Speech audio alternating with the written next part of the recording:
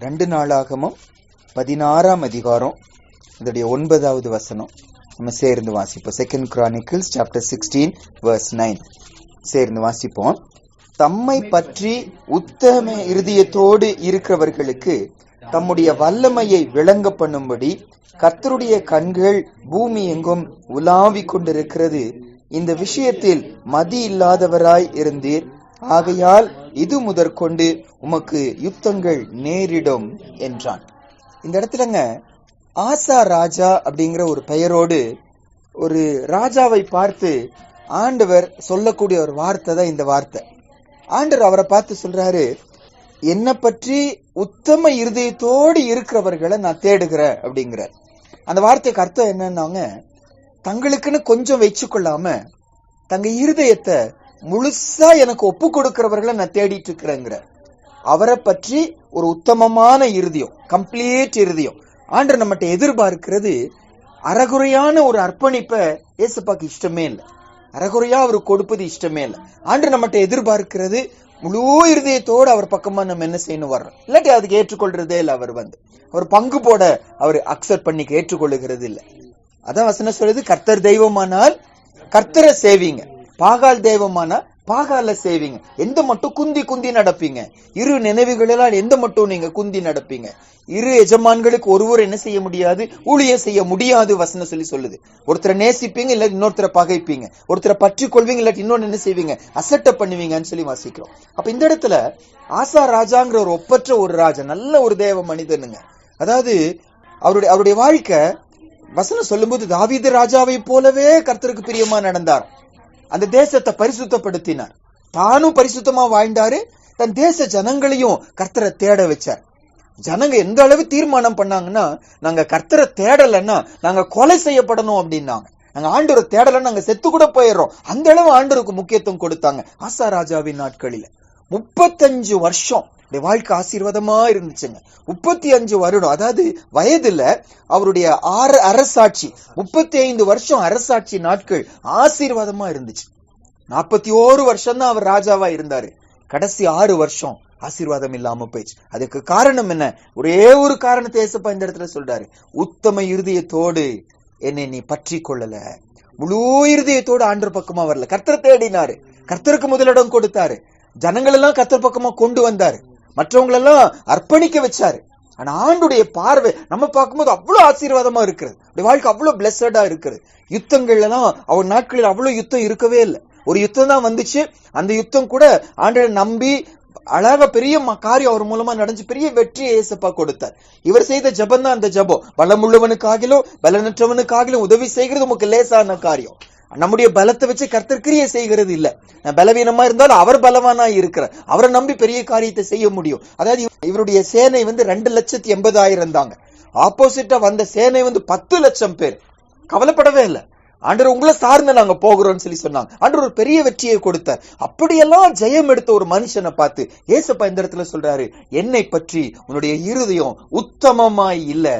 ஆகையால் இன்றிலிருந்து 6 வருஷம் அரசாட்சியில யுத்தங்கள் இருந்து கொண்டே இருக்கும், சமாதானம் இருக்காதுன்னு ஆண்டவர் அவங்களை பார்த்து சொல்லிட்டார். பாருங்க, நம்ம இன்னைக்கு அப்படி இருக்கிறோமா என்று சொல்லி யோசிச்சு பார்க்கணும். ஏசப்பாக்கு அது விருப்பம் இல்லை. வெளியே பார்க்கும்போது நல்லா இருக்கு, நான் ஊழியம் செய்யலாம், ஒருவேளை பிரசங்கம் பண்ணலாம், மற்றவங்க எல்லாம் வாழ்த்தலாம், ஆசீர்வாதமா இருக்கிறது போல இருக்கலாம். ஆனா ஆண்டவர் என்ன சொல்றாரு அதுதானே முக்கியம்.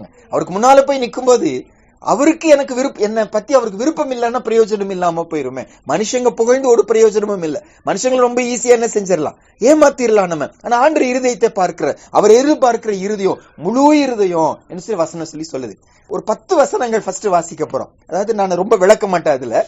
ஆனா எந்தெந்த விஷயம் எல்லாம் முழு இருதயத்தோடு அவர் எதிர்பார்க்கிறாரு பைபிள் சொல்லுகிற ஒரு சில வார்த்தைகளை, அந்த வார்த்தைகளை மட்டும் கவனத்தில் வைத்துக் கொள்வோங்க.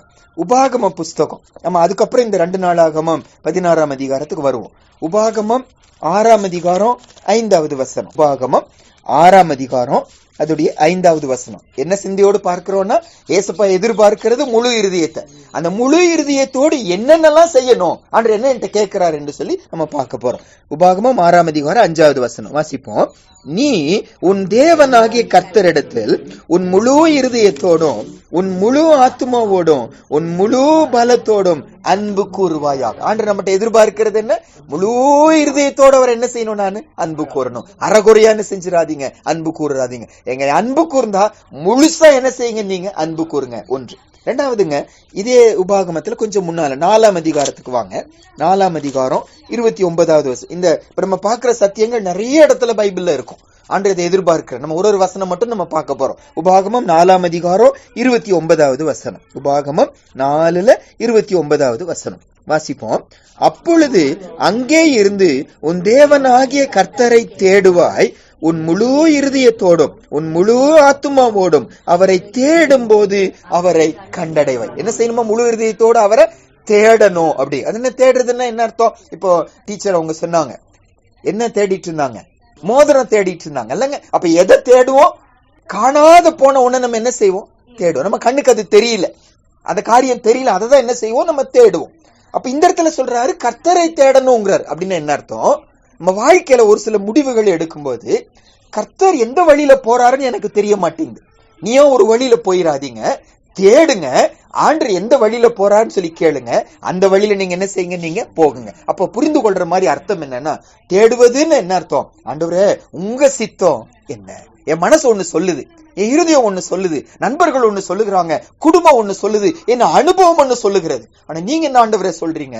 எந்த இடத்துல நீங்க போறீங்க? உங்களுக்கு பின்னால நான் என்ன செய்யணும்? நான் வரணும். அப்போ கர்த்தரை தேடுவதுன்னு என்ன அர்த்தம்? உங்க சித்தம் என்ன என்று சொல்லி முழு மனசோட ஏசப்பாட்ட என்ன செய்யணுமா? கேட்கணுமா? அறகுறையா கேட்டா ஆண்டவர் பதில் கொடுக்கவே மாட்டாருங்க. எனக்கு ஒரு ஆசை, இப்படிதான் ஆண்டவர் சொல்லணும், இதுதான் ஏசப்பா சித்தமா இருக்கு. நமக்கு ஆசை இருந்துச்சுன்னா ஏசப்பா பதிலே கொடுக்க மாட்டார். சரி உன் ஆசைப்படி செஞ்சுக்கோ, நம்மளை விட்டுருவார். முழு இருதயத்தோட ஏசப்பா எனக்கு பிடிக்குதோ இல்லையோ, நீங்க சொன்ன வழிக்கு நான் ஏற்றுக்கொள்வேன், அந்த இருதயத்தோடு தேடுனாதான் ஏசப்பா நமக்கு கொடுப்பார். முழு இருதயத்தோடு அன்பு கூறு, முழு இருதயத்தோடு அவரை தேடு. 10ஆம் அதிகாரம் 12ஆம் வசனம். இதே உபாகமத்திலேங்க.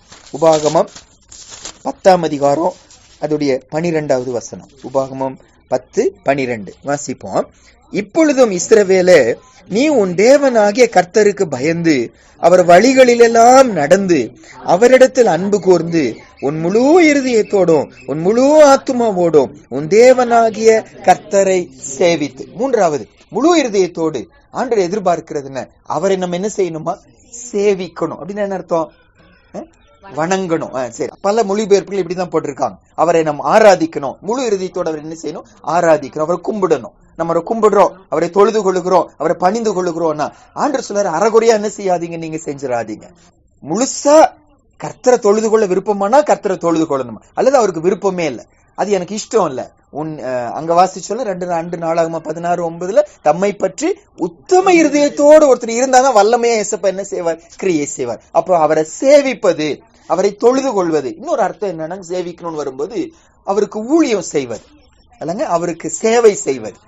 ஆரம்பத்துல சொல்லும் போது சொன்னாங்க, அவர் பாதத்துல அமர வந்திருக்கிறோம். இந்த இடத்துல பெரிய தேவன் நம்ம நடுவில் இருக்கிறார். அவர் பாதத்துல உட்கார வந்திருக்கோம், அவர் பாதத்துல உட்கார வந்திருக்கோம், சேவை செய்ய வந்திருக்கோம். ஆண்டவரே, அதாவது அவருக்கு சேவை செய்வது, வெளியே போய் ஏதாவது செய்வது, அவருக்காக செய்வது. அவருக்கு செய்வது, சேவை செய்வதுன்னு என்ன அர்த்தம்? அவர் பாதத்துல உட்கார்ந்து ஆண்டவரே எங்க நடத்தி வந்த பாதைக்காக நன்றி சுவாமி. சாட்சி சொன்னதுபடி எவ்வளவு அழகா எங்களை தாங்கி வந்திருக்கிறீங்க. ஒரு வார்த்தை சொன்னாங்களே, சுவிட்ச் ஆஃப் பண்ணா என்ன ஆகுமோ அந்த மாதிரி ஆஃப் பண்ணிட்டாரு. காத்து நின்றுச்சு, மழை நின்றுச்சு, எல்லாம் அந்த மாதிரி ஆண்டவர் நம்ம ஜெபத்தை கேட்கிறாரு. நன்றி ஆண்டவரே என்று சொல்லி ஆண்டவருக்கு நன்றி சொல்ல அவர் பாதத்தில் உட்காருவது அவரை சேவை. அந்த சேவை செய்வது கூட ஆண்டவர் சொல்றாரு முழு இருதயத்தோடு சேவை செய்யுங்க. 30ஆம் அதிகாரத்துக்கு வருவோம். உபாகமம் 30ஆம் அதிகாரம் 2வது வசனம். உபாகமம் 30ஆம் அதிகாரம் 2வது வசனம். இன்னொரு வார்த்தை அந்த இடத்துல சொல்றாரு, வாசிப்போம். உன் தேவனாகிய கர்த்தரிடத்துக்கே திரும்பி இன்றி நான் உனக்கு கற்பிக்கிறபடி எல்லாம் நீயும் உன் பிள்ளைகளும் உங்கள் முழு இருதயத்தோடும் உங்கள் முழு ஆத்மாவோடும் அவருடைய சத்தத்திற்கு செவி கொடுத்தார். 4வது என்ன சொல்லி சொல்றாரு? முழு இருதயத்தோடு என்ன செய்யணுமா? அவர் சத்தத்துக்கு செவி கொடுக்கிற. அப்படின்னு என்ன அர்த்தம்? நம்ம புரிஞ்சுக்கிற மாதிரி என்ன அர்த்தம்? அவர் சொல்றபடி என்ன செய்யணும்? செய்யணும் இல்லங்க. அவர் சத்தத்துக்கு நான் என்ன செய்யணும்? நான் செவி கொடுக்கணும். ஆண்டு நம்மகிட்ட எதிர்பார்க்கிறேன். பைபிள் அங்கங்க தேவனுடைய பிள்ளைங்களை குறித்து சாட்சி பார்ப்போம். இந்த ஒரு வசனம் எனக்கு ரொம்ப அழகா இருந்துச்சு, அதை மட்டும் நம்ம வாசிப்போம். யோசியாங்கிற ஒரு ஆண்டருக்கு பிரியமான ஒரு ராஜா, அவரை பத்தி சொல்லப்பட்ட ஒரு வார்த்தை 2 ராஜாக்கள் 23ஆம் அதிகாரம். நம்ம உபாகமத்துல இன்னொரு வசனம் பார்ப்போம். 2 ராஜாக்கள் 23ஆம் அதிகாரத்துல 25வது வசனம். யோசியாங்கிற ஒரு கர்த்தருக்கு பிரியமான ஒரு ராஜாவை குறித்து சொல்லப்பட்ட ஒரு சாட்சி.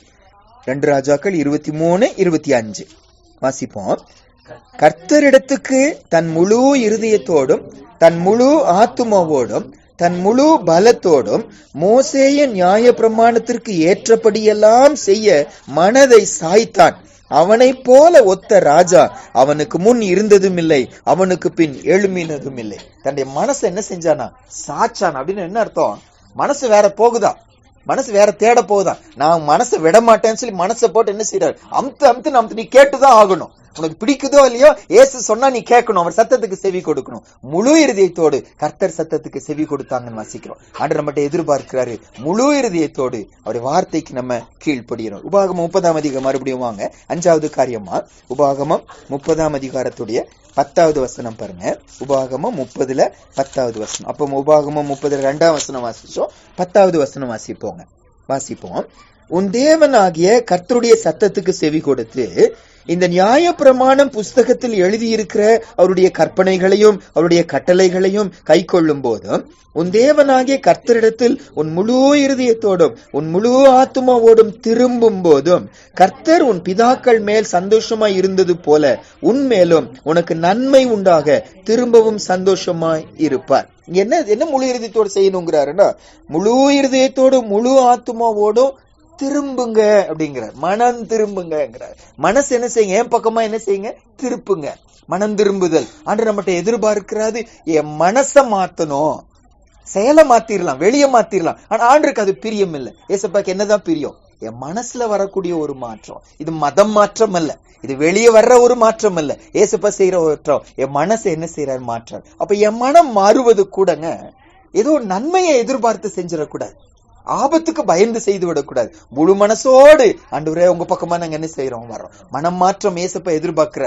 ஆண்டவர் செய்த முதல் பிரசங்கமே என்னன்னா, மனம் திரும்புங்கள், பரலோக ராஜ்யம் சமீபித்திருக்கிறது. யோவான் ஸ்நானகனும் அந்த பிரசங்கம் தான் செய்தார், சீஷர்களும் அந்த பிரசங்கம் தான் செய்தார். பின்னால 7 சபைகளை குறித்து சொல்லப்பட்டிருக்கிறது. அந்த 7 சபைகளில் 5 சபைகளுக்கும் திரும்பி திரும்பி திரும்பி சொல்லப்பட்ட வார்த்தை மனம் திரும்பு, மனம் திரும்பு, மனம் திரும்பு. இன்னைக்கு நம்ம பக்கமா அதே வார்த்தை வருகிறது, மனசு திரும்புங்க. அப்படின்னா என்ன அர்த்தம்? என் மனசு வேற பக்கம் எங்கேயோ இருக்கிறது.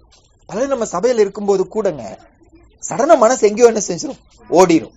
பொண்ணு என்ன செய்யறாளோ, கணவர் என்ன செய்யறாரோ, கேஸ்ல என்ன ஆச்சோ, லைட் ஆஃப் பண்ணிட்டு வந்தனா, ஃபேன் ஆஃப் பண்ணிட்டு வந்தனா, ஏதோ ஒரு சிந்தனை நமக்கு என்ன செஞ்சிடும்? நமக்கு போயிடும். உடனே ஏசப்பா சொல்லி, இந்த மாதிரி என் சமூகத்துல இருப்பது எனக்கு விருப்பம் இல்லை. முழு மனசோடு என் பக்கமா என்ன செய்யணும்? இருக்கணும். முழு மனதோடு ஆண்டவர் என் மனசு அவர் பக்கமா என்ன செய்யணும்? திருப்பணும். 5 காரியம் பார்த்தோமா? முதல் காரியம் என்னன்னு சொல்லி பார்த்தோம், முழு இருதயத்தோட விட்டு என்ன செய்யணும்? நான் அன்பு கூறணும் என்று சொல்லி பார்த்தோம். முழு இருதயத்தோடும் உங்க சித்தம் என்ன? தேடணும், அவரை தேடணும் என்று சொல்லி பார்த்தோம். முழு இருதயத்தோடு அவரை சேவிக்கணும், ஆராதனை செய்யணும், தொழுது கொள்ளணும் என்று சொல்லி பார்த்தோம். அது முழு இருதயத்தோடு செவி கொடுக்கணும், அவர் சத்தத்துக்கு செவி கொடுக்கணும், அவர் சொல்றது படி நடக்கணும். அதாவது அப்படின்னா ஆப்போசிட்டாவும் செய்ய முடியுங்க. அறகுறை மனசோட செய்ய முடியும், கீழ்ப்படிய முடியும். அது வரைக்கும் ஏசப்பாக்கு இஷ்டம். மனுஷங்க பாவி இவ்வளவு அழகா கீழ்படுறாங்கன்னு நினைப்பாங்க, ஆனா ஆண்டர் அதை பார்க்கல, அது விருப்பம் இல்லைங்கிறார். ஆண்டர் சொல்லு முழு இருதயத்தோடு கீழ்ப்படி. 5வது பார்த்தோம், முழு இருதயத்தோடு நீங்கள் மனம் திரும்பணும் என்று சொல்லி பார்க்கிறோம். அடுத்ததுங்க 1 ராஜாக்கள் புஸ்தகத்துல வருவோம். 1 ராஜாக்கள் 8ஆம் அதிகாரம் 23வது வசனம். தாவீதை பத்தி ஆண்டவர் ஒரு சாட்சி சொல்ற அந்த இடத்துல, நிறைய இடத்துல மற்றவர்களை குறித்து கூட நம்ம வாசிக்க முடியும் இந்த வார்த்தைய. 1 ராஜாக்கள் 8ஆம் அதிகாரம் 23வது வசனம். 1 ராஜாக்கள் 8ஆம் அதிகாரத்துல 23வது வசனம். 1 ராஜாக்கள் 8:23 வாசிப்போம். இஸ்ரவேலின் தேவனாகிய கர்த்தாவே, மேலே வானத்திலும் கீழே பூமியிலும் உமக்கு ஒப்பான தேவன் இல்லை. தங்கள் முழு இருதயத்தோடும் உமக்கு முன்பாக நடக்கிற உமது அடியாருக்கு உடன்படிக்கையும் கிருபையையும் காத்து வருகிறேன். சரி, இது தாவீதை பத்தி சொல்லப்படல, சாலமோன் இஸ்ரவேல் ஜனங்களை குறித்து சொல்லுகிற ஒரு வார்த்தை தான் இந்த வார்த்தை. சரி, என்ன சொல்றாரு? முழு இருதயத்தோடு உமக்கு முன்பாக நடக்கிற உமது அடியார் அப்படிங்கிற. முழு இருதயத்தோடு உமக்கு முன்பாக நடக்கிற ஒரு அடியார். பாருங்க, நம்மளை பரிசுத்தமா பாதுகாக்கிற ஒரு சிந்தை என்னன்னா, ஆண்டவர் என்ன செய்யறாரு? பார்த்துட்டே இருக்கிறாரு. அல்ல, ஆண்டவர் என்ன பார்த்துட்டே இருக்கிறாரு. ஒரு சிந்தை தான் நம்மளை பரிசுத்தமா வாழ வைக்கும், கவலை இல்லாம வாழ வைக்கும். தனிமையின் என்ன ஒருவேளை இருக்கும். நிறைய தடவை நம்முடைய பாரங்களை எல்லாரால புரிந்து கொள்ள முடியாது. புரிந்து கொள்ளாம நடக்கும்போது நம்ம எதிர்பார்க்கிறவர்கள் புரிந்து கொள்ளாம நடக்கும் ரொம்ப கஷ்டமா இருக்கும். இவங்க கூட புரிந்து கொள்ள மாட்டேங்கிறாங்களேன்னு சொல்லிட்டு. ஆனா ஆண்டவர் என்ன பார்க்கிறாரு, ஆண்டவருக்கு அது தெரியும். ஆண்டவர் கவனிக்கிறார். யோபு பயங்கரமான பாடுகளுக்குள்ள போனாருங்க. நண்பர்கள் புரிந்து கொள்ளவில்லை, கட்டின மனைவி புரிந்து கொள்ளவில்லை, நீ செத்துப்போ அப்படியெல்லாம் சொல்லி பேசுறாங்க. நண்பர்கள் எல்லாம் நல்ல புரிந்து கொண்ட நண்பர்கள், நீ தப்பு செஞ்சிருக்கிற, ஆகையால் தான் நீ இப்படி அனுபவிக்கிற என்றெல்லாம் குற்றம் சாட்டுறாங்க. யாருமே புரிந்து கொள்ளாத நிலைமையில அவருக்கு தைரியம் எப்படி கிடைச்சிச்சுன்னு அவர் சொல்றாரு, நான் போகும் பாதையை கர்த்தர் என்ன செய்வாரு? அறிவார். அவருக்கு தெரியும் என்பதே அவருக்கு என்னவா இருந்துச்சு? ஆறுதலா இருந்துச்சு. இந்த வசனம் என்ன சொல்லுது? ஆண்டுடைய பிள்ளைங்க ஆண்டவருக்கு முன்னால இருக்கிறோமா, அவர் என்ன பார்த்துட்டே இருக்கிறாரு, அந்த சிந்தையோடு நம்ம நடக்க இருக்கணுமா. அவர் பார்க்கிறார், அவர் கவனிக்கிறாரு. யாரோ சொன்னாங்கங்க, வாழ்க்கையின் இது ஒரு உலகத்துல கதை போல சொன்னாங்க. நிறைய பைபிள்ல கூட இந்த மாதிரி சம்பவங்களை, இந்த சாட்சிகளை, கர்த்தருடைய பிள்ளைங்க நடுவில் இந்த மாதிரி சாட்சிகளை கேட்க முடியுங்க. ஒருத்தர் சொன்னாங்களா, ஒரு ஸ்வீட்டை கையில கொடுத்துட்டு, யாருமே பார்க்காத இடத்துல இந்த ஸ்வீட்டை நீ சாப்பிட்டு வரணும் அப்படின்ட்டாங்களா. யாருமே உன்னை பார்க்கல, யாரும் உங்களை பார்க்க கூடாது, பார்க்காத இடத்துல நீ அதை சாப்பிட்டுட்டு வான்னு சொல்லி சொன்னாங்களா. 3 பேர், நிறைய பேர் போறாங்க. எல்லாரும் அப்படி இப்படி எங்கேயோ போய் மறைச்சு, குழிக்குள்ள போய், வீட்டுக்குள்ள போய், கதவுக்குள்ள சாத்தி, எங்கெல்லாம் போய் சாப்பிட்டுட்டு வந்துட்டாங்க. எங்க சாப்பிட்டீங்கன்னு சொல்லி கேட்டா, குழிக்குள்ள உட்காந்து சாப்பிட்டோம், கதவுக்குள்ள உட்காந்து சாப்பிட்டோம், பஸ்ஸுக்குள்ள, காருக்குள்ள போய் சாப்பிட்டோம், என்னெல்லாம் சொல்லி சொன்னாங்க. ஒரு பையன் லட்டு அப்படியே திருப்பி வந்து கொடுத்துட்டானா. என்ன சொல்றீங்க, ஏன் திருப்பி கொடுத்தேன்னு கேட்டா, ஏசப்பா என்ன செய்யறாருன்னு பார்த்துட்டே இருக்கிறார். எங்க போனாலும் தெரியாம லட்டு சாப்பிட்டா விட மாட்டேங்கிறார். நான் உன்னை பாக்குறேங்கிற. இந்த சின்ன பையனுக்கு அந்த சிந்தை இருந்துச்சு. எனக்கு உங்களுக்கும் அந்த சிந்தை இருக்கணும். அந்த சிந்தை கூட முழு இருதயத்தோட என்ன செய்யணுமா இருக்கணும். ஏதோ ஒரு சில விஷயத்துல மட்டுமல்ல, ஏதோ ஒரு சில காரியங்கள் மட்டும் எனக்கு ஆறுதலா இருக்கணும். ஏசப்பா என்ன பாக்குறாரு. அது மட்டும் இல்ல, நான் தப்பு செய்யும் போது கூட யார் பாக்குறா? ஏசப்பா.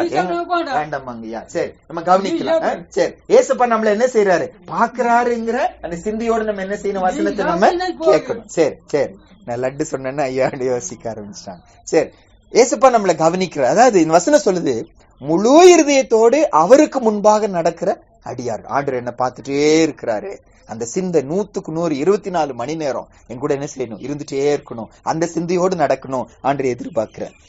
1 ராஜாக்கள் 14ஆம் அதிகாரம், இங்கதான் அந்த தாவீதை பத்தி வாசிப்போம். 1 ராஜாக்கள் 14ஆம் அதிகாரம் 8வது வசனம். 1 ராஜாக்கள் 14ஆம் அதிகாரம் 8வது வசனம்.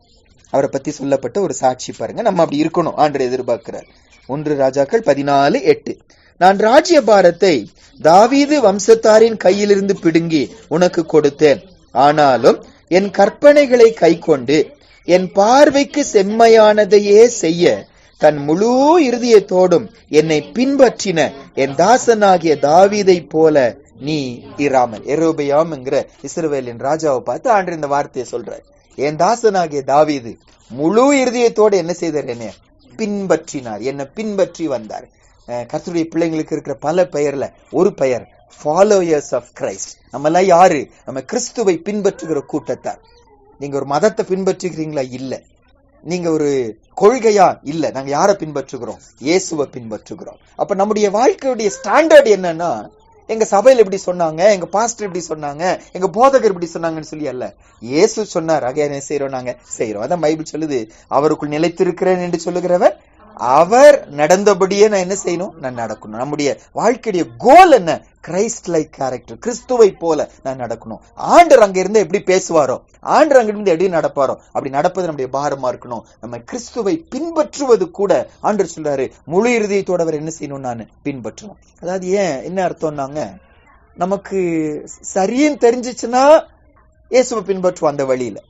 சரின்னு தெரியல, நஷ்டம் உண்டாகுதுன்னா அந்த வழியில போகாம போயிடும். அது ஆண்டவருக்கு என்ன இல்லை, அதுக்கு விருப்பம் இல்லை. சரியோ இல்லையோ, எனக்கு சரின்னு படுதோ இல்லையோ, இயேசுவை நான் என்ன செய்வேன்? நான் பின்பற்றுவேன். நன்மையோ தீமையோ ஆசீர்வாதமோ சாபமோ எதுவா இருக்கட்டும், இயேசுவுக்கு பின்னால நான் என்ன செய்வேன்? நான் போவேன் என்று சொல்லி வருகணும்னு ஆண்டவர் எதிர்பார்க்கிறார். சங்கீத புஸ்தகத்துக்கு வருவோம். சங்கீதம் 7 காரியம் பார்த்துட்டு வரலங்க. அன்பு, தேடணும், சேவிக்கணும், கீழ்ப்படியணும், மனம் திரும்பணும், அவருக்கு முன்னால நடக்கணும், அவரை பின்பற்றணும். சரி, அடுத்தது சங்கீதம் 9ஆம் அதிகாரம். சங்கீதத்துல திரும்பியும் வர்ற ஒரு வார்த்தை. சங்கீதம் 9ஆம் அதிகாரத்துடைய முதல் வசனம். சங்கீதம் 9ஆம் அதிகாரம் அதோடைய முதல் வசனம். Psalms 9:1. 9ல முதல் வசனம் வாசிப்போம். கர்த்தாவே, என் முழு இருதயத்தோடும் உம்மை துதிப்பேன், உம்முடைய அதிசயங்களை எல்லாம் விவரிப்பேன். மீண்டும் சங்கீத புஸ்தகத்துல வரும். நம்ம துதிக்கிற ஆண்டவரை முழு இருதயத்தோடு நான் என்ன செய்யணும், உங்களை நான் துதிக்கிறேன். அறகுறையா இல்ல, ஏதோ ஒரு கட்டாயத்தினால் அல்ல, சொல்றாங்க என்பதற்காக அல்ல, முழு இருதயத்தோடு ஆண்டவனை என்ன செய்யணும், நான் துதிக்கிறோன்னு எதிர்பார்க்கிறேன். அடுத்தது 9ஆவதாகுங்க 119ஆம் சங்கீதம். சங்கீதம் 119ல 145வது வசனம். சங்கீதம் 119ல 145வது வசனம் வாசிப்போமா? 119ல 145. 119ஆம் சங்கீதம் 145வது வசனம் வாசிப்போம். முழு இருதயத்தோடும் கூப்பிட்டேன், கர்த்தாவே என் ஜெபத்தை கேளும், உம்முடைய பிரமாணங்களை கை கொள்வேன். என்னுடைய ஜெப வாழ்க்கை கூட நான் முழுசா அவரை நோக்கி என்ன செய்யணும், நான் கூப்பிடணும்னு ஏசப்பா என்கிட்ட என்ன செய்யறாரு, எதிர்பார்க்கிறார். அவரையும் கூப்பிடுவேன், வேறையும் கூப்பிடுவேங்கிற ஆண்டுக்கு என்ன இல்லை, அவருக்கு இஷ்டம் இல்லை. என் முழு இருதயத்தோட ஆண்டவரே உங்களை நான் அவர் என்னுடைய ஜெப வாழ்க்கை கூட அவருக்கு நல்லா தெரியும் இல்லைங்க, உள்ள நல்லா தெரியும் தானே, சும்மா வார்த்தை தான் அப்படி சொல்றாங்க, அவருக்கு நல்லா தெரியும். அவருக்கு ஏசப்பா சொன்னாரு, நீ முழு இருதயத்தோடு கூப்பிட்டா நான் ஜெபத்துக்கு நான் செவி கொடுப்பேன். நம்ம இருதயம் நல்லா அறிஞ்சிருக்கிறாரு, இன்னொரு ஆப்ஷன் வச்சிருக்கிறார், இவர் இல்லைன்னா வேற வழி அப்படின்னு வச்சிருக்கிறேன்னு ஜெபத்துக்கு ஏசப்பா கண்டிப்பா என்ன செய்ய மாட்டார், கேட்க மாட்டார். ஆண்டவர் சொல்ற முழு இருதயத்தோடு நீங்க ஜெபிங்க. கடைசியா நீதிமொழிகள் 3ஆம் அதிகாரம் 5வது வசனம். இந்த வார்த்தையும் பைபிள்ல பல இடங்கள்ல நம்ம பார்ப்போம். நீதிமொழிகள் 3ஆம் அதிகாரம் 5வது வசனம். நீதிமொழிகள் 3ஆம் அதிகாரம் 5வது வசனம் வாசிப்போமாங்க.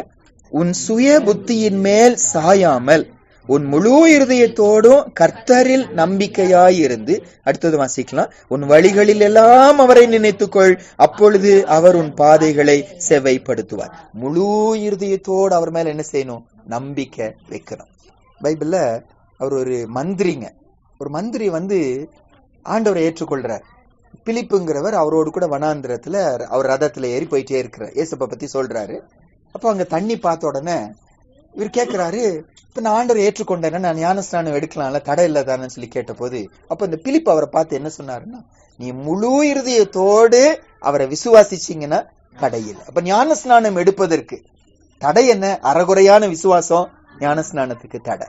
ஆண்டவர் மேல வைக்கிற விசுவாசம் ஆண்டவர் எதிர்பார்க்கிறாரு, என்ன நீங்க நேசிச்சா, என்ன விசுவாசிச்சா முழு இருதயத்தோட என்ன செய்யுங்க, நீங்க விசுவாசி. பாருங்க, இது நிறைய கேட்டது போல இருக்கலாம், ஆனா எல்லாமே நம்ம வாழ்க்கையில தேவையானதுதான். அவர்கிட்ட நம்ம என்ன செய்யணும், அன்பு கூறணும்ல. அந்த அன்பு ஆண்டு வேற ஒன்னும் ஏசப்பா நம்ம மட்டும் கேட்கல, காணிக்க கேட்கல, என்னுடைய முடியை கேட்கல, மெழுகுவத்தியை கேட்கல, ஏதாவது கூடுன்னு சொல்லல, அன்பு தான் கேட்கிறார். பைபிள் முழுதும் இருக்கிற அத்தனையும் நிறைய கட்டளைகள் உண்டு, அத்தனையும் சம்மரைஸ் பண்ணி ஒரு வார்த்தையில சொல்லணும்னா ஏசப்பா நம்மகிட்ட என்ன கேட்கிறாரு, முழு இருதயத்தோட என்ன செய்யுங்க, நீங்க அன்பு கூறுங்க, உன்னை போல பிறனையும் நீங்க என்ன செய்யுங்க, நேசிங்க. அன்புதான் ஆண்டு நம்மகிட்ட கேட்கிறார். அன்பு கூறணும், அவரை தேடணும்னு பார்த்தோம், அவரை சேவிக்கணும்னு பார்த்தோம், அவர் வார்த்தைக்கு செவி கொடுக்கணும், கீழ்ப்படியணும்னு பார்த்தோம். மனம் திரும்புதல் தான், மனசுல வர்ற மாற்றத்தை தான் ஏசப்பா கேட்கிறாரு, மனம் திரும்புதல தான் ஆண்டு கேட்கிறாருன்னு பார்த்தோம். அடுத்தது அவருக்கு முன்னால நடக்கணுமா. பெற்றோருக்கு அது ஒரு சந்தோஷமா இருக்கும், பிள்ளைங்களை தன்னை முன்னால நடக்க வச்சு பின்னால் அப்படியே ரசிச்சுட்டு போறது. நிறைய பிள்ளைங்க நடக்கிறத பார்த்து சந்தோஷப்படுவாங்க. அது போலதான் அவரும், நம்ம அவருக்கு பிரியமா நடக்கிறத பார்த்து அவருக்கு சந்தோஷம். எங்க அப்பா என்ன பார்த்துட்டே இருக்கிறாரு, அப்பா என்ன கவனிச்சுட்டே இருக்கிறாரு, அந்த சிந்தை நமக்கு சந்தோஷத்தையும் கொடுக்கும், எச்சரிப்பு கொடுக்கும். அவர் பார்த்துட்டே இருக்கிறாங்கிற பயம் நமக்கு என்ன செய்யும், இருந்துட்டே இருக்கணும்னு வாசிக்கிறோம். என்ன பின்பற்றுங்கிறார் ஏசப்பா சொல்ற, ஒருவன் என்னை பின்பற்ற மனதாயிருந்தார் தன்னைத்தான் வெறுத்து தன் சிலுவை எடுத்துக்கொண்டு அனுதினம் என்னை பின்பற்ற கடவன் சொல்லி சொல்றார். ஆண்டவர் எங்களுக்கு முழு இருதயத்தோடு பின்பற்ற உதவி செய்யும். துதியின் வாழ்க்கை முழு இருதயத்தோடு இருக்கணும், ஜெப வாழ்க்கை முழு இருதயத்தோடு இருக்கணும், அவர் மேல வைக்கிற விசுவாச நம்பிக்கை முழு இருதயத்தோடு. இப்ப நம்ம 2 நாளாகமம் 16ஆம் அதிகாரத்துக்கு வருவோங்க. 2 நாளாகமம் 16ஆம் அதிகாரத்துல இவருடைய பிரச்சனை என்னன்னா, நல்ல தேவ மனுஷன்தான், எல்லா காரியத்தை செய்யறாரு, ஒருவேளை நம்ம பார்த்த அத்தனை காரியத்தையும் அவர் செய்யறாரு. ஆனா ஆண்டுடைய கம்ப்ளைண்ட் என்ன, என்னை பற்றி நீ உத்தம இருதயத்தோடு அப்படி நீங்க என்ன செய்யல அப்படின்னா, முழு இருதயத்தோடு நீ அன்பு கூறல, சேவிக்கல, நன்மை செய்யல, என்ன நம்பின எல்லாம் செஞ்ச, ஆனா மனதார முழு மனசோடு நீங்க செய்யல, ஆகையால் யுத்தம் வரும், அப்படி முடிவு ஆசீர்வாதமா இருக்கவே இல்லைங்க. ஆண்டு இருதயத்தை தானே பாக்குறாரு, முடிவு ஆசீர்வாதம் இல்லாம போச்சு. அப்போ இன்னைக்கு நான் இதை தியானிச்சுட்டே வரும்போதுங்க, நாமும் அப்படி இருக்கிறோமா என்பதற்கு இந்த பகுதி நமக்கு ஒரு சில காரியத்தை கற்றுக் கொடுக்கிறது. நம்ம ஆராய்ந்து பார்க்க, நம்ம அன்பு கூறணும், ஜெபிக்கணும், துதிக்கணும், கர்த்தருக்கு கொடுக்கணும், சேவை செய்யணும், எல்லாம் செய்யணும், அவரை பின்பற்றணும், அவருக்கு முன்னால நடக்கணும்.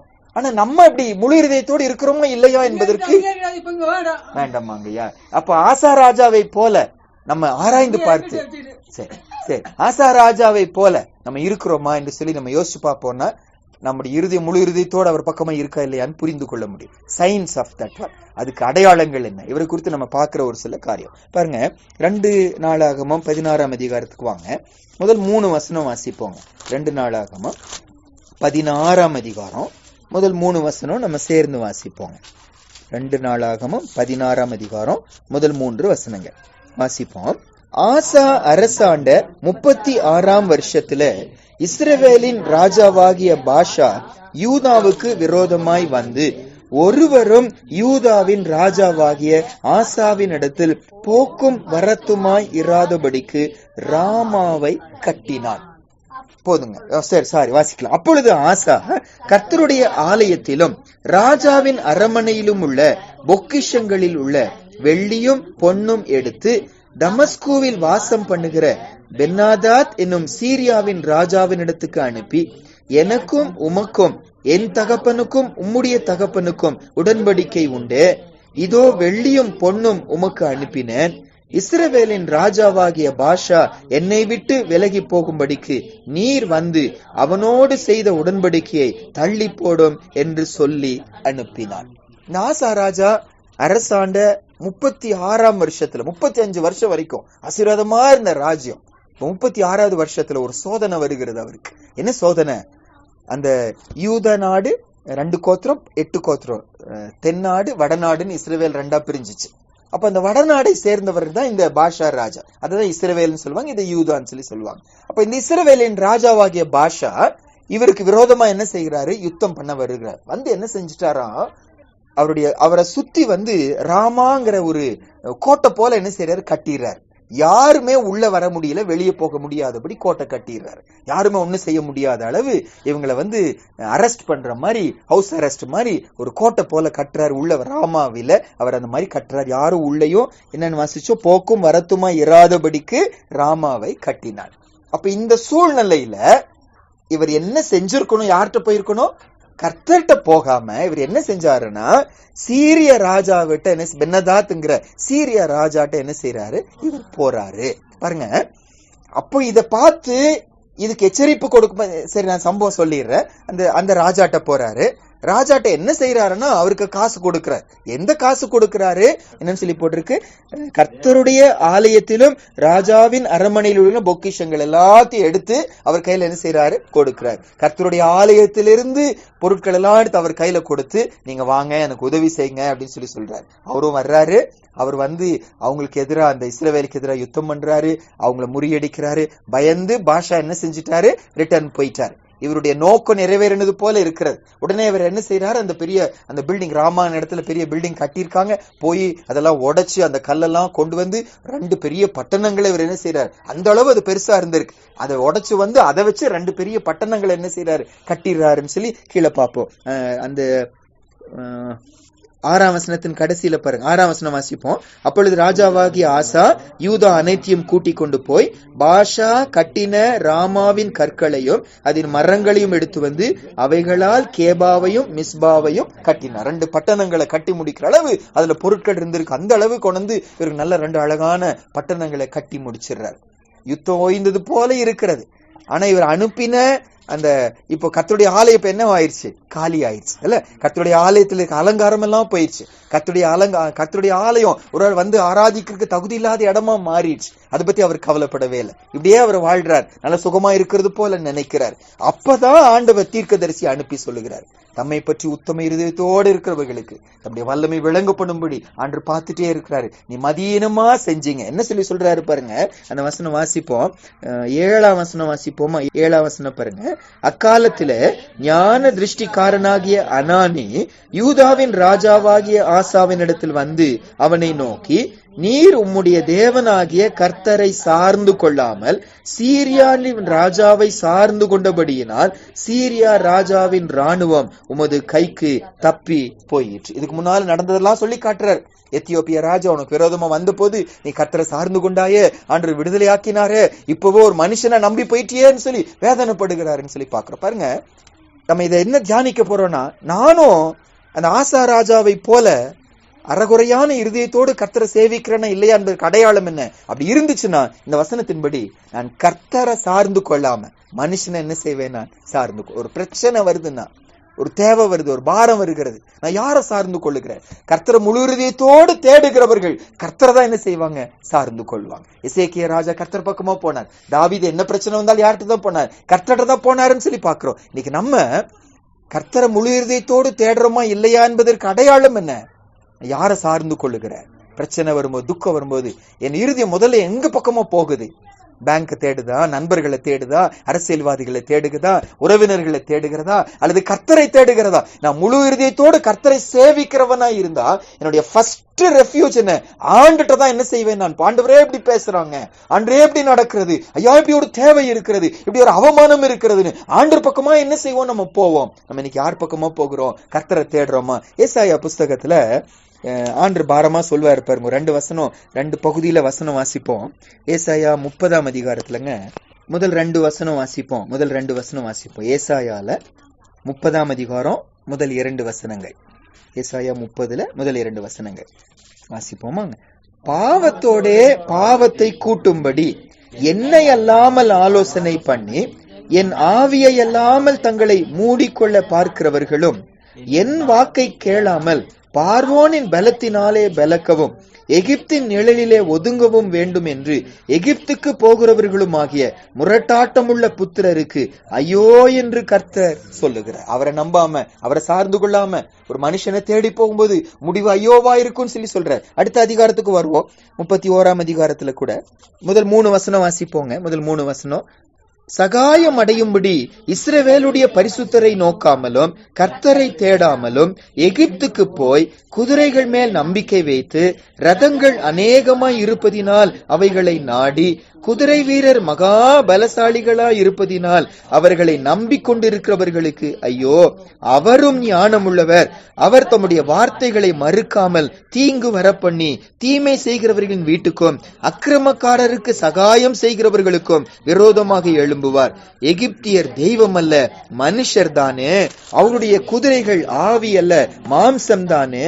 கர்த்தர் தமது கரத்தை நீட்டுவார், அப்பொழுது சகாயம் செய்கிறவனும் இடறி சகாயம் பெறுகிறவனும் விழுந்து அனைவரும் ஏகமாய் அழிந்து போவார்கள். மனுஷனை நம்பி மனுஷனை சார்ந்து போகும்போது முடிவு ஆசீர்வாதமா இருக்காது. மறுபடியும் வசனம் சொல்லுது, அந்த முடிவு ஐயோன்னு சொல்லி வாசிக்கிறோம். நம்ம கர்த்தரை முழு இருதயத்தோடு தேடுறோமா இல்லையா என்பதற்கு அடையாளம் என்ன? பிரச்சனைன்னு வரும்போது யாரை சார்ந்து கொள்ளுகிறேன்? கர்த்தரை நான் சார்ந்து கொள்ளுகிறேனா அல்லது மனுஷனை சார்ந்து கொள்ளுகிறேன்? கர்த்தரை சார்ந்து கொள்வோம்னா முழு இருதயத்தோட பக்கமா இருக்கிறோன்னு அர்த்தம். என் மனசு ஆட்டோமேட்டிக்கா எங்க போகுது? யாரை தேடுது? எங்க ஓடுது? எது ஜெபிக்க தோணுது? மனுஷன் போறோம்னா முழு இருதயத்தோடு கர்த்தரை ஏசப்பா விசுவாசிக்கலாம், ஊழியக்காரனா இருக்கலாம். என் மனசு முழுசா அவரை பக்கமா இன்னைக்கு உத்தம இருதயத்தோட அவரை நம்ம பின்பற்றல அர்த்தம். இரண்டாவதாகங்க, நம்ம அதே வசனத்துக்கு மறுபடியும் வாசிப்போம். 2 நாளாகமம் 16ஆம் அதிகாரத்துல அவர் என்ன செஞ்சாரா? 2ஆம் வசனத்துல பாருங்க. 2ஆம் வசனம் மறுபடியும் வாசிப்போம். 2 நாளாகமம் 16ல 2. 2 நாளாகமம் 16ல 2வது வசனம் வாசிப்போம். அப்பொழுது ஆசா கர்த்தருடைய ஆலயத்திலும் ராஜாவின் அரமனையிலும் உள்ள பொக்கிஷங்களில் உள்ள வெள்ளியும் பொன்னும் எடுத்து தமஸ்குவில் வாசம் பண்ணுகிற பென்னாதாத் என்னும் சீரியா ராஜாவினிடத்தில் அனுப்பினான். இரண்டாவது, நம்ம முழு இறுதித்தோடு கர்த்தரை தேடுறோமா இல்லையா என்பதற்கு அடையாளம் என்னன்னாங்க, கர்த்தருடைய ஆலயத்தின் காரியங்களை பயன்படுத்துவதை குறித்து அவர் கொஞ்சம் கூட என்ன செய்யல, அவருக்கு யோசிக்கல.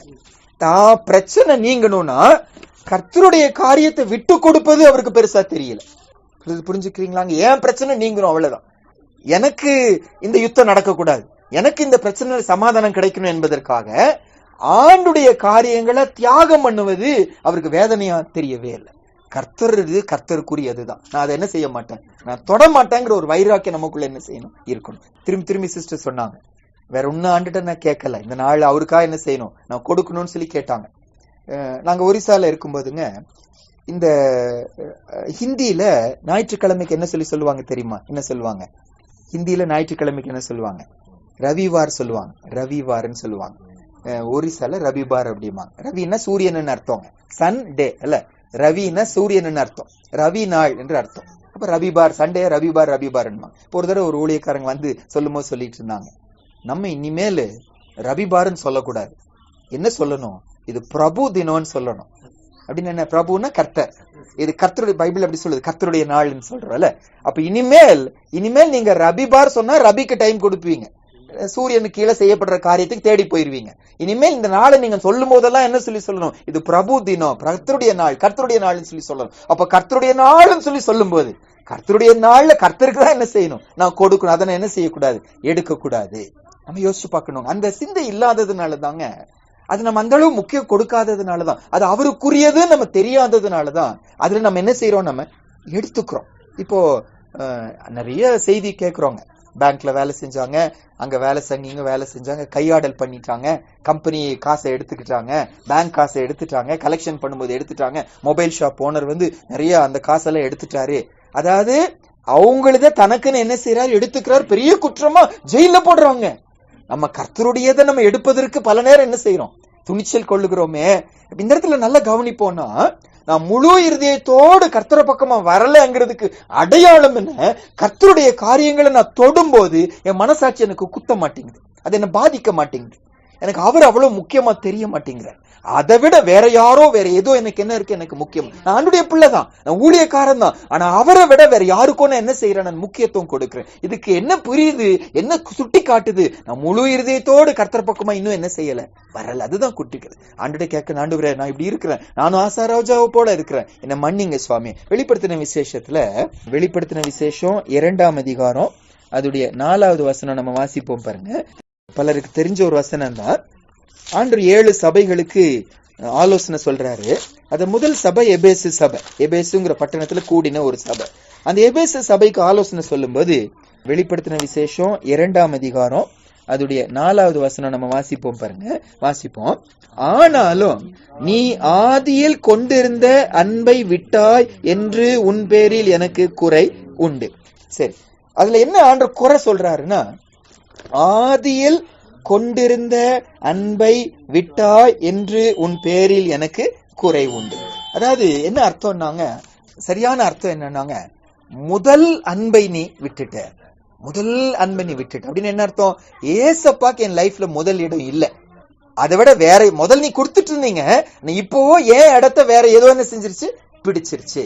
அதனாலதான் ஏன் காரியத்தை அவங்களுக்காக என்ன செய்றீங்க? நீங்க கொடுக்குறீங்க. அவருடைய நேரம், அவருடைய பணம், அவர் கொடுத்த சரீர பலன் நான் அவருக்கு பயன்படுத்தாம வேற எங்கேயும் என்ன செய்யற? பயன்படுத்துற. அது என்ன பாதிக்க கூட மாட்டேங்குது.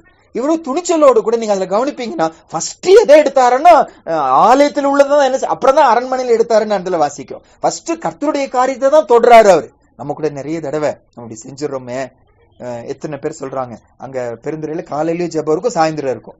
ஒரு சிலர் சாயந்தரம் வருவாங்க, ஒரு சிலர் காலையில தான் எனக்கு டைமுங்க, இல்ல துணியெல்லாம் துவைச்சு வச்சுட்டு எல்லாம் செஞ்சு 6 நாள் வேலை, அந்த ஒரு நாள் தான் இருக்கு, ஒரு நாள் துணியெல்லாம் துவைச்சு எல்லாம் செஞ்சுட்டு சாயந்தரம் தான் பிரேயருக்கு வர முடியுதுன்னா, 6 நாள் நமக்கு கொடுத்துருக்காரு, ஒரு நாள் தான் அவருக்குரியது. அந்த 6 நாள்ல நான் துணி துவைக்க மாட்டேன், என் தூக்கத்தை குறைக்க மாட்டேன், என் காரியத்தை நான் சாக்ரிஃபைஸ் பண்ண மாட்டேன். ஒரு நாள் தான் அவருக்கு, அந்த ஒரு நாள்லயும் நான் என்ன செய்யறேன்? திருடுகிறேன். அதான் ஏசப்பா இந்த இடத்துல. அப்படி நம்ம செய்வோமானா, இது சின்ன எக்ஸாம்பிள் தான். இந்த மாதிரி எத்தனையோ விஷயங்கள் இல்ல, நம்ம அவருக்கு முதலிடம் என்ன செய்ய மாட்டேங்கிறோம்? கொடுக்க மாட்டேன். அவர் 2வது இடத்துக்கு போயிட்டார். முதல் அன்பு இல்லைன்னா இது என்ன அர்த்தம்? நான் முழு இருதயத்தோட அவர் பக்கமா என்ன செய்யலன்னா இருக்கலன்னு அர்த்தம். இது நம்ம குற்றப்படுத்துவதா எடுத்துக்கொள்ளாம நம்ம டெஸ்ட் பண்ணிக்கணும். ஏசப்பா அதை தான் கேட்கிறாரு, நீ முழு இருதயத்தோடு சேவித்தாதான் அவருக்கு இஷ்டம், அதுதான் அவருக்கு விருப்பம், முழு மனசோடு. இப்ப நம்மகிட்டயே பாருங்க, யாரும் அன்பு கூறுகிறாங்கன்னா முழு மனசா கீழ்ப்படியில அன்பு கூறலன்னா நமக்கு சந்தோஷம் இருக்காதல்ல. பங்கு போடுவாங்க, இப்ப கணவன் மனைவின்னு வச்சுக்கோங்க, அன்புல பங்கு இருக்கும்னா மனசு சந்தோஷமா இருக்க. முழுசா ஒரு கணவனை மனைவி நேசிக்கணும், மனைவியை கணவனை நேசிக்கணும், அதான் ஏசப்பா எதிர்பார்க்க. அவர் நம்மகிட்ட அவர் கேட்கிறாரு, நம்ம முழுசா அவரை தேடணும், நேசிக்கணும்னு சொல்லிட்டு. சரி, 3வது இதுல என்ன கற்றுக்கொள்றோம்? 3வது அடுத்தது நம்ம டெஸ்ட் என்னன்னாங்க, 2 நாளாகமம் 16ஆம் அதிகாரத்துலங்க. சரி, நம்ம அப்ப வாசிச்சோம்னா அதுல நான் அந்த கருத்தை மட்டும் சொல்லிடுறேன். 3வது இதுல கற்றுக்கொள்ள வேண்டிய காரியம் என்ன, இவரு கடவுளுடைய காரியத்தை சாக்ரிஃபைஸ் பண்ணார், ஆண்டுடைய காரியத்தை எடுத்து தான் பிரச்சனைக்கு ஒப்பு கொடுத்தார். பிரச்சனை சரியாச்சு, சரியாங்க, எதிரி போயிட்டாங்க. அது மாத்திரமல்ல ஆசீர்வாதமும் வந்துச்சு. என்ன ஆசீர்வாதம் வந்துச்சு? 2 பெரிய பட்டணங்களை கட்டவும் செஞ்சுட்டார். அவருடைய கல்லு, அவருடைய சிமெண்ட், அவருடைய பொருட்கள் எல்லாம் வச்சு தனக்கு 2 பெரிய என்ன பட்டணம், நம்ம இவருடைய பேர் கேபாங்கிற பேர்ல ஒரு பட்டணம், மிஸ்பாங்கிற பேர்ல ஒரு பட்டணம், 2 பெரிய பட்டணங்களை கட்டி முடிச்சிட்டார். பிளெஸிங்ஸ் வந்தது போல இருந்துச்சு. ஆனா ஆலயம் என்ன ஆயிடுச்சு? காலி ஆயிடுச்சு. தேவனுடைய ஆலயம் காலி ஆயிடுச்சு. பட்டணம் கிடைச்சிச்சு, ஆசீர்வாதம் வந்துச்சு, எதிரி போயிட்டாங்க. ஆனா ஆண்டுடைய காரியம் என்ன ஆயிடுச்சு? காலி ஆயிடுச்சு. என்ன அர்த்தம் தெரியுமாங்க? நம்ம லைஃப்லயும் பல நேரம் உலக பிரகாரமான ஆசீர்வாதங்கள் வந்தது போல இருக்கலாம், வசதி பெருகி இருக்கலாம், நல்ல சுகமா இருக்கிறது போல இருக்கு, நல்லா படிக்கலாம், எல்லாரும் என்ன பார்த்து வெரி குட் வெரி குட்னு சொல்லலாம். ஆனா கர்த்தருடைய ஆலயம் வெறுமை ஆயிடுச்சு. ஸ்பிரிச்சுவல் பிளெஸிங்ஸ் இல்லாம போய் இவர் அவருக்கு கொடுத்த அந்த ஆலயத்தின் காரியம் திரும்பி இவருக்கு என்ன செய்யல, கிடைக்கல. அதை பத்தி இவர் கவலைப்படவும் இல்லை, அவர்கிட்ட கேட்கவும் இல்லை.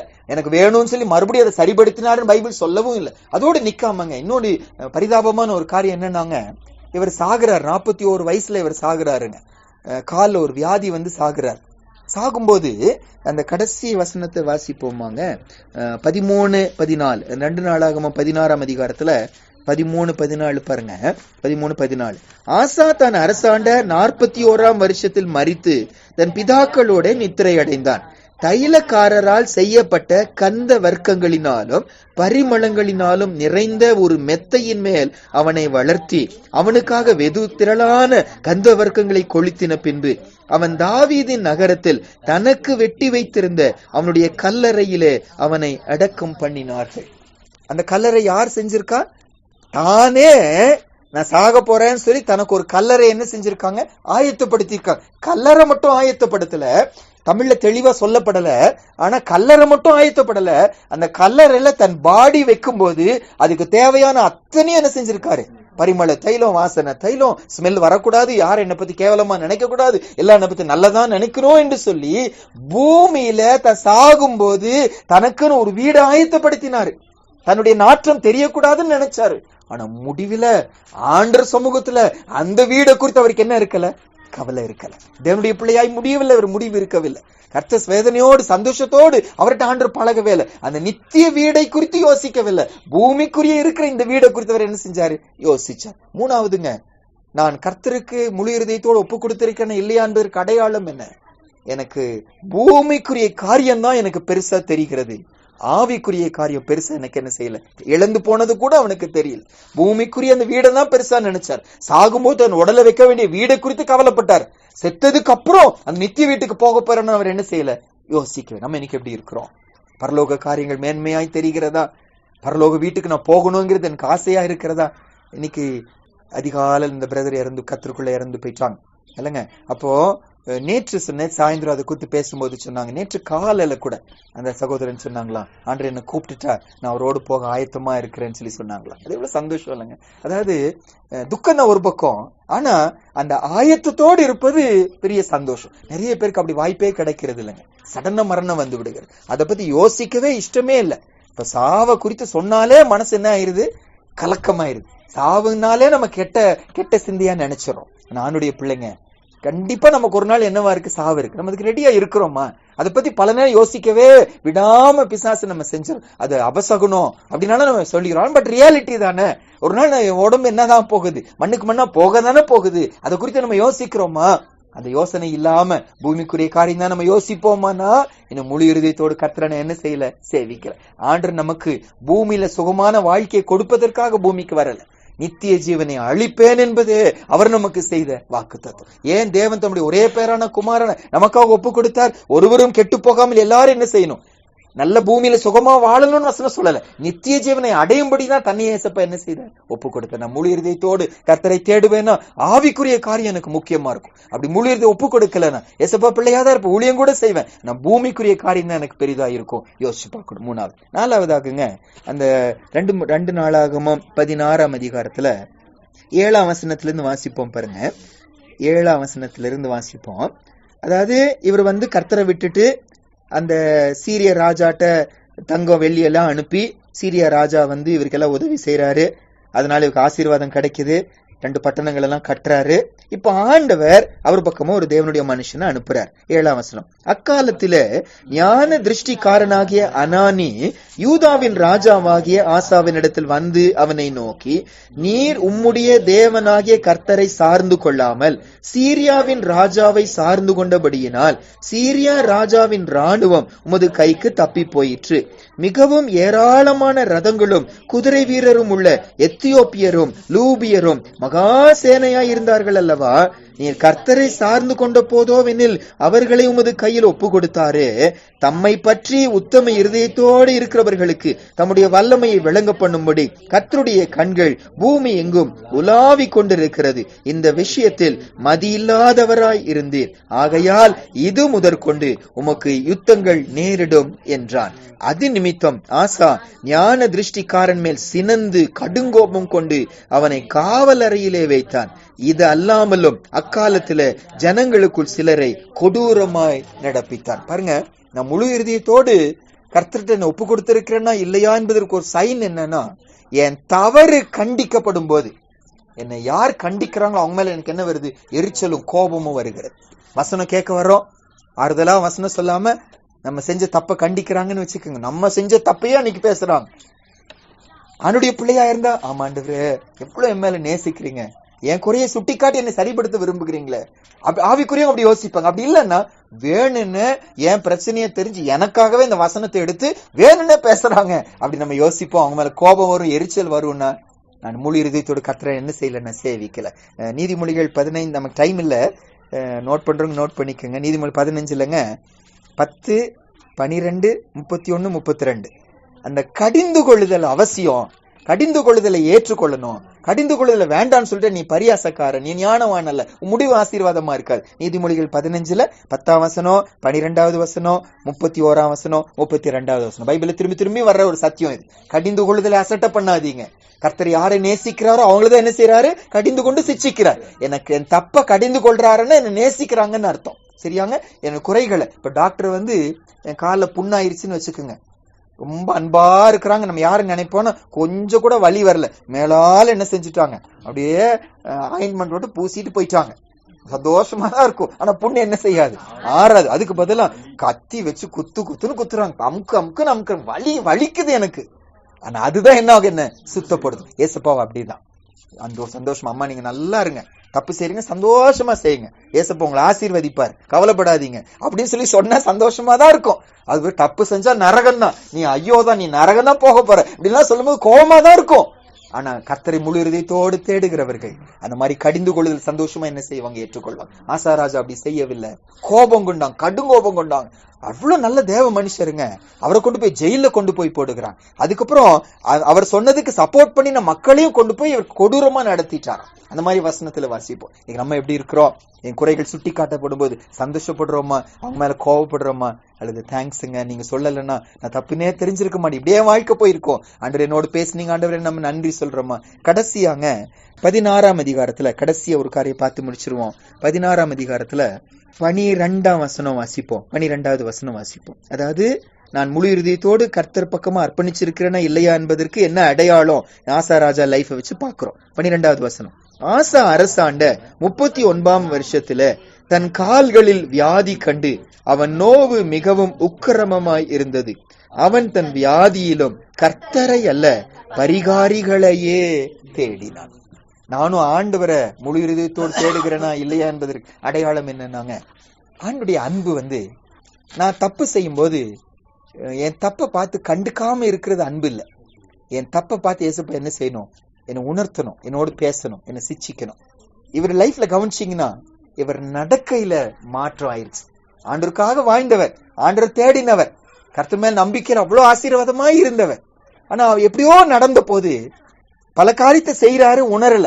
இப்போ எந்த கால் நடக்கை தப்பா போச்சோ அந்த கால்ல ஏசப்பா என்ன கொடுக்கிறாரு? அடி கொடுக்கிறாரு. பல நம்ம லைஃப்ல கூட எங்கெல்லாம் பிரச்சனை வருகிறதோ அந்த சம்பந்தப்பட்ட ஏதோ ஒரு பாவம் நமக்குள்ள என்ன செய்யும் இருக்கும். அதை யோசிச்சு பார்க்கணும். நம்ம வந்து சரியாங்க யோசிச்சு பார்த்து சரிப்படுத்தணும். கால்ல பிரச்சனையை கொடுக்கிறார். அந்த கால் பிரச்சனை வந்த போது உணர்ந்து ஆண்டவர் வசனம் வாரமா சொல்றார். அதாவது பரிகாரிகள்னு என்ன அர்த்தம்? மருத்துவர்களுங்க, டாக்டர்ஸ் தான் அர்த்தம், வைத்தியர்கள் என்றார். சரியான மொழிபெயர்ப்பு வைத்தியர்கள் என்று சொல்லி அர்த்தம். அவன் கர்த்தரை அல்ல வைத்தியர்களையே தேடினான். அதான் நம்ம புரிஞ்சுக்கிற மாதிரி ஒரு மொழிபெயர்ப்பு. அந்த வார்த்தையை நல்லா கவனிப்பீங்கன்னா, அவன் தன் வியாதியிலும் கர்த்தரை அல்ல பரிகாரிகளை தேடினான்னு சொல்லி சொன்னாங்க. நான் டாக்டர் பக்கமே போக கூடாதுன்னு அர்த்தம். ஆனா இந்த இடத்துல வசனம் அப்படி சொல்லல. பரிகாரிகளையே தேடினான்னு என்ன அர்த்தம்னா, டாக்டர்கிட்ட போறது தப்பு இல்ல, ஆனா டாக்டரை மட்டும் நம்புவது என்னது தப்பு. ஆண்டவரை நம்பி மருத்துவரை என்ன செய்யறோம் போற, ஆண்டவரை நீங்க எனக்கு என்ன தேவையோ அதை அவங்ககிட்ட பேசவேங்க. ஆண்டவர் சொல்றாரு பிணியாளிக்கு, இது மத்தேயு 9:12 பிணியாளிக்கு மருத்துவன் தேவைங்கிற ஆண்டவர் சொல்றாரு. பிணியாளிக்கு மருத்துவன் தேவை. அது ஆண்டவர் கொடுத்த ஒரு ஞானம், ஆண்டவர் படைத்த படைப்புகள். இந்த இலை என்னென்ன இலை எல்லாம் சொல்றோம். முட்டி வலின்னா என்ன முட்டி முடக்கத்தான் கீரை வச்சிருக்காங்கல்ல. நமக்கு லிவர்ல பிரச்சனைனா கீழாநெல்லி இலை வெளியே கிடைக்குது. இது ஆண்டவர் படைச்சதுதான் இல்லங்க, கர்த்தர் கொடுத்த ஒரு படைப்பு தான். அதான் ஆண்டவர் சொல்றாரு ஒரு பிணியாளிக்கு என்ன தேவை, வைத்தியம் தேவை வசனம் சொல்லி சொல்லுது. ஆனால் இங்க என்ன பிரச்சனைனா, வைத்தியர்களை மட்டும் நம்புவது என்னது தவறு. பாருங்க, இது ஒரு வசனம் மட்டும் வாசிங்க. 2 கொரிந்தியர் 1:அதிகாரத்துலங்க, 2 கொரிந்தியர் 1:அதிகாரத்துல பவுல் அப்போஸ்தலன் பயங்கர பாடுகளுக்குள்ள போனாராம். பிழைப்போங்கிற நம்பிக்கையே அற்று போயிடுச்சான். காரணத்தை அவர் அந்த இடத்துல சொல்றார். 8ஆம் வசனமும் 9வது வசனங்க. 2 கொரிந்தியர் 1:8 9வது வசனம். 2 கொரிந்தியர் 1:8 9வது வசனம் வாசிப்போம். ஆகையால் சகோதரரே, ஆசியாவில் எங்களுக்கு நேரிட்ட உபத்திரவத்தை நீங்கள் அறியாதிருக்க எங்களுக்கு மனதில்லை. என்னவெனில், பிழைப்போம் என்கிற நம்பிக்கை அற்று போகத்தக்கதாக எங்கள் பலத்திற்கு மிஞ்சின அதிக பாரமான வருத்தம் எங்களுக்கு உண்டாயிற்று. நாங்கள் எங்கள் மேல் நம்பிக்கையாய் இராமல் மரித்தோரை எழுப்புகிற தேவன் மேல் நம்பிக்கையாய் இருக்கத்தக்கதாக மரணம் வருமென்று நாங்கள் எங்களுக்குள்ளே நிச்சயித்திருந்தோம். ஏன் இந்த உபத்திரவத்தை ஆண்டவர் அனுப்பினாரா? உன்னுடைய நம்பிக்கை எங்க மேல இருக்கணும்? ஆண்டவர் மேல இருக்கணும். மரித்தோரை உயிர்ப்பிக்கிற அந்த தேவன் மேல் நம்பிக்கையா இருக்க முடியாதான்? இந்த பலவீன தேசப்ப என்ன செய்தார்? அனுப்பினார். பாசா ராஜாவுக்கு போவானா? ஏன் அது கடைசி 2 வருஷம் இது இந்த கடைசி 2 வருஷம் அவருக்கு வியாதி அனுப்புறார். அந்த வியாதி நேரத்திலேயாவது கர்த்தரை என்ன செய்யணும்? அவரு தேடணும், உணரணும், சரியாகணும். ஆனா வேதனையா பைபிள் சொல்லுது, அவர் கர்த்தரை என்ன செய்யல, தேடல. கடைசி வரைக்கும் ஆண்டவர் பக்கமா திரும்பவே இல்லை. ஒரு மனசெல்லாம் டாக்டர் மேலதான் இருந்துச்சு. முடிவு மோசமா போச்சுன்னு வாசிக்கிறோம். நம்ம கூட கர்த்தரை முழு இதயத்தோடு சேவிக்கிறோமா, அன்பு கூறுகிறோமா, கீழ்ப்படுகிறோமா, மனம் திரும்பி இருக்கிறோமா, துதிக்கிறோமா, ஜெபிக்கிறோமா, நம்புகிறோமா என்பதற்கு அடையாளம் என்ன? எனக்கு வருகிற எல்லா பிரச்சனைகளிலும் நான் உலக பிரகாரமான காரியத்தை செய்ய மாட்டேன்னு, வேலைக்கு போவது, சமையல் செய்வது, ஹெல்த்தியான ஃபுட்டை சாப்பிடுவது, மருந்து சாப்பிடுவது, இதெல்லாம் செய்யக்கூடாதுன்னு அல்ல. ஆனா அதன் மேல என்னுடைய நம்பிக்கை யார் மேல இருக்கு? கர்த்தர் மேல இருக்கு. நான் சாப்பிடுறேன், ஆனா சுகப்படுத்துறவர் கர்த்தர். மருத்துவர்களே எழுதுவாங்க, ஒரு பெரிய ஹாஸ்பிட்டல் எழுதி வச்சிருந்தாங்க, கர்த்தருடைய பிள்ளைங்க எழுதி வச்சிருந்தாங்க, we treat, God heals. நாங்க வெறும் ட்ரீட்மெண்ட் தான் கொடுக்கிறோம், சுகப்படுத்துறவ யாரு? கர்த்தர் என்று சொல்லி சொன்னாங்க, தேவன் என்று சொல்லி சொல்லுகிறாங்க. அந்த நம்பிக்கை எனக்கு இருக்கணும். நான் ஆண்டு மேல நம்பிக்கையா இருக்கு. கர்த்தரையே நம்பிக்கையை கொண்டிருக்கிற மனுஷன் அவன் பாக்கியவான் வசனம் சொல்லி சொல்லுது. ஆராய்ந்து பார்ப்போம். ஏசுப்பா நம்மகிட்ட அறகுறையான அர்ப்பணிப்ப அவருக்கு இஷ்டம் இல்லை. சேவிச்சா முழுசா சேவிங்க, இல்லாட்டி சேவிக்காதீங்க, அது உங்களுக்கு உபயோகம் இல்லை நான் சொல்றேன். தம்மை பற்றி உத்தம இருதயத்தோடு இருந்தாதான் நான் வல்லமையா உங்க லைஃப்ல கிரியை செய்வேன். வல்லமையாய் கிரியை செய்ய காத்து இருக்கிறார். வல்லமையா நம்ம லைஃப்ல மாற்றங்களை கொண்டு வர காத்து இருக்கிறார். முழு இருதயத்தோடு ஒப்பு கொடுக்கணும். நம்ம ஒப்பு கொடுத்திருக்கிறோமா இல்லையா என்பதற்கு 5 சைனை பார்த்தோம். ஒப்பு கொடுத்திருப்போம்னா நான் சார்ந்து கொண்டது அவரைதான் இருக்கும். பிரச்சனை வரும், உபத்திரம் தான், நான் அவர்கிட்ட தான் என்ன செய்வேன்? ஓடுவேன், அவர்கிட்ட தான் முதல்ல போடுவேன். எல்லாம் செஞ்சுட்டு கடைசியில ஏசப்பட்ட போவோம்னா நான் முழு இருதயத்தோட அவரை தேடலன்னு அர்த்தம். நம்ம செய்வோம், எல்லாம் ட்ரை பண்ணிடுவோம், கடைசியில தான் ஏசப்பாட்ட ஓடுவோம். அது ஆண்டவருக்கு பிரியம் இல்லை. இப்ப முழுசா அவரை நான் இன்னும் நம்பலன்னு சொல்லி அர்த்தம் சொல்லி பார்த்தோம். 2வது, அவருடைய காரியம் எனக்கு முக்கியமா தெரியல. அவருடைய காரியத்தை தியாகம் பண்ண நான் யோசிக்கவே மாட்டேங்கிறேன். அவருடைய காரியத்தை நான் எடுக்க யோசிக்கவே மாட்டேங்கிறேன். அப்படின்னா இன்னும் நான் முழு இருதயத்தோட அவரை நான் நேசிக்கலன்னு சொல்லி அர்த்தம். உலக காரியம் ஒருவேளை ஆசீர்வாதமா இருக்கலாங்க, உலக காரியம் ஒருவேளை கிடைச்சிருக்கலாம். ஆனா கர்த்தருடைய விட்டு நான் தூரம் போனதே நான் நினைக்கவே இல்லை. அப்படின்னு என்ன அர்த்தம்? நான் பூமியை தான் தேடுறேன், பூமிக்குரிய ஆசீர்வாதத்தை தான் தேடுறேன், அந்த பரலோக வாழ்க்கையை நான் தேடவே மாட்டேங்கிறேன். என் மனசெல்லாம் பூமி மேலதான் இருக்கு. நான் முழு இருதயத்தோடு கர்த்தரை நான் இன்னும் தேடலன்னு அர்த்தம். பாவம் கண்டிக்கப்படும் போது ஒத்துக்கொண்டு சரியாவேனா கர்த்தரை முழு இருதயத்தோடு தேடுறேன்னு அர்த்தம். பாவம் கண்டிக்கப்படும் போது கோபம் வருதுன்னு வச்சுக்கோங்க, அவங்க மேல எரிச்சல் அடைகிறேன்னா அது வெளியே கூட ஒருவேளை இவருக்கு வெளியே காட்டினார், நம்ம காட்டாம போலாம். கேபாவை பார்த்து சொல்ற, ஏதோ தப்ப கேபாவை பத்தி சொல்ற, சிரிச்சு சரி அங்கிள் சொல்லலாம். ஆனா உள்ள கோபம் எரிச்சல் வரும்னா பலரும் நம்ம அப்படி இருப்போம். வெளியே வேற வழி இல்ல, அங்கிள் சொல்லிட்டாங்க கேட்டுதான் ஆகணும் அப்படின்னு ஒரு சிரிக்கலாம். ஆனா உள்ளத்துல கோபம் இருந்துச்சுன்னா அர்த்தம் என்ன? நான் முழு இறுதியோட ஏசப்பா நான் இன்னும் செய்யல, தேட நன்றியை தேங்க்ஸ் என்னால சொல்ல முடிகிறதா? என்ன திட்டினவங்களை பார்த்து நீங்க அன்னைக்கு திட்டலன்னா என் லைஃப் இப்படி ஆயிருக்கும் நம்ம சொல்ல முடியுமா? யோசிச்சு பார்க்கணும். ஏசப்பா அப்படிதான் நம்ம லைஃப்ல செய்யறாரு. நன்றி சொல்லுவோம்னா முழு இறுதியத்தோடு கர்த்தரை தேடுவோம். கடைசியா பரிகாரிகளையே தேடினான். என்னுடைய நம்பிக்கை கர்த்தர் மேல இல்லாம அவரை தேடாம வேற மட்டும்தான் எனக்கு முக்கியமா போவேன் நான். இன்னும் ஏசப்பா சரியா என்ன செய்யல அறியல் ஒப்பு கொடுப்போம். ஆண்டவர் நம்மளை மாற்ற வல்லவர். ஆசா ராஜாவை அவருடைய லைஃபை நமக்கு முன்னால ஒரு எடுத்துக்காட்டா வச்சிருக்காரு. ஒரு நெகட்டிவான எடுத்துக்காட்டை நமக்கு முன்னால இருக்கிறாரு. நம்ம அப்படி இருக்கக்கூடாது. நல்ல ஒரு ராஜா நம்முடைய பார்வையில 35 வருஷம் அவ்வளவு சாட்சியான ஒரு மனுஷன். ஆனா கடைசி 5 வருடங்கள் லைஃப் மோசமா போனதை பாக்குறோம். ஆண்டவர் நாங்க அப்படி ஆயிடக்கூடாதுப்பா, எங்க முடிவு ஆசீர்வாதமா இருக்கணும் சுவாமி. எங்களை நாங்க ஒப்பு கொடுக்கிறோம். ஒப்பு கொடுத்து ஜெபித்து முடிப்போம். மகா பரிசுத்தமுள்ள எங்க நல்ல தகப்பனே, ஆண்டவரே இந்த மதிய வேளைக்காய் ஸ்தோத்திரம். எங்களோட நீங்க பேசின வசனங்களுக்காக நன்றி செலுத்துகிறோம். எங்க கூட குறைகள் இருக்கு சுவாமி, உண்மைதான். நாங்களும் ஆசா ராஜாவை போலவே தான் சுவாமி இருக்கிறோம். முழுசா உங்களை நாங்க நம்பல ஆண்டவரே, நம்புறோம் நாங்க நினைச்சுக்கிறோம். ஆனா எங்க வாழ்க்கையில நாங்க நடக்கிற செயல்கள் பார்க்கும்போது நாங்க முழுசா உங்களை இன்னும் சார்ந்துக்கல. பிரச்சனைன்னு வந்த உடனே எங்க இறுதி உங்களை தேட மாட்டேங்குது சுவாமி. யார்கிட்ட போலாம், யார்கிட்ட கேட்கலாம், யார்கிட்ட போன் பண்ணலாம், எந்த டாக்டர்கிட்ட போலாம், எந்த மனுஷன்ட்ட போலாம், எந்த அரசியல்வாதிட்ட போலாம், எங்க சிந்துதான் இப்படி போகுதப்பா. கிருபையாய் மன்னிங்க சுவாமி. ரொம்ப எளிதா உங்க காரியத்தை நாங்க விட்டு கொடுத்துடுறோம் சுவாமி. இது கர்த்தருடைய காரியம், இது கர்த்தருக்கு பிரியம் இல்ல, நான் செய்ய மாட்டேன், இந்த நாள் அவருக்கு தான், இப்படி நாங்க நிக்க மாட்டேங்கிறோம் ஆண்டவரே. ரொம்ப சிம்பிளா உங்க காரியத்தை நாங்க விட்டு கொடுத்துடுறோம் ஆண்டவர். எங்க காரியத்துல நாங்க அவ்வளவு ஸ்ட்ராங்கா நிக்கிறோம், ஆனா உங்க விஷயத்துல தியாகம் பண்ண யோசிக்க மாட்டேங்கிறோம். கிருபையாய் மன்னிங்க. பல நேரம் எங்க மனசெல்லாம் பூமி மேலதான் இருக்கு சுவாமி. என் சாவு நல்லா இருக்கணும், நல்ல சாவா இருக்கணும், என் சாவும்போது நல்ல இடத்துல நான் அடக்கம் பண்ணணும், இப்படி எல்லாம் பூமிக்குரிய காரியத்தை நாங்க நினைக்கிறோம் ஆண்டவரே. மரணத்துக்கு அப்புறம் நான் எங்க போக போறேன், அந்த நித்திய வீடு எனக்கு ஆயத்தமாய் இருக்கிறதா நாங்க பல நேரம் யோசிக்க மாட்டேங்கிறோம். பூமிக்குரிய வீடு நல்லா நிரம்பி இருக்கிறதப்பா, அந்த ஆவிக்குரிய வீடு காலியாக்கப்பட்டு இருக்கிறது, இதை நாங்க யோசிக்க மாட்டேங்கிறோம். எங்களுக்குள்ள அன்பில குறைச்சல் இருக்கு, ஆனா காசுல பெருக்கம் இருக்கிறதப்பா. எங்களுக்குள்ள தாழ்மையில குறைச்சல் இருக்கிறது, ஆனா பொருட்கள் திரளாய் இருக்கிறதப்பா. அதுல திருப்தி அடைஞ்சு விடுகிறோம். கிருபையாய் மன்னிங்க.